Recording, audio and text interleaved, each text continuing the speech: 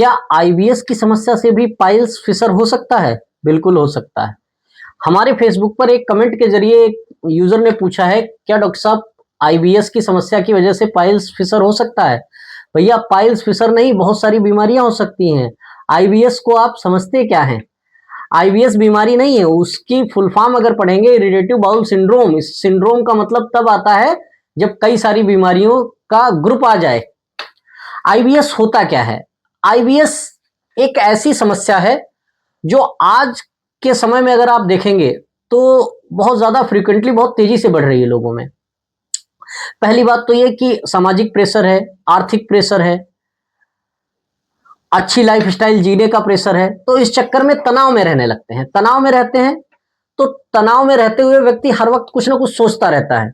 सोचता रहता है तो हमारे डाइजेस्टिव ट्रैक को प्रॉपर कोऑर्डिनेशन ब्रेन से नहीं मिलता, तो ब्रेन और गट का कोऑर्डिनेशन गड़बड़ा जाता है। और ब्रेन और गट का कोऑर्डिनेशन जैसे ही गड़बड़ाया, यही आईबीएस का रूप ले लेता है।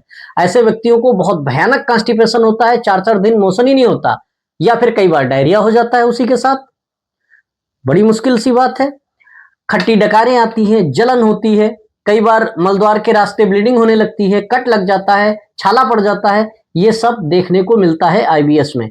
वैसे तो पहले इसके टाइप नहीं थे, लेकिन अब 2 टाइप बताते हैं, एक आईबीएस डी और एक आईबीएस सी।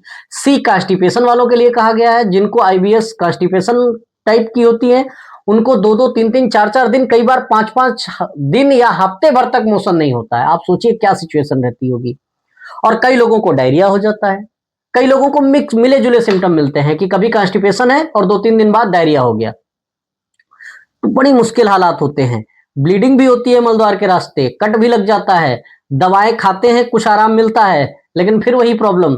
जिस दिन मानसिक तनाव होगा उस दिन बढ़ जाएगा, क्योंकि सारे सिम्टम बढ़ जाएंगे। अगर आप किसी समस्या से जूझ रहे हैं या कोई घर में कोई घटना हो गई, आप मानसिक तनाव में हैं, तो सारे सिम्टम बड़े दिखाई देंगे। ये प्रॉब्लम है।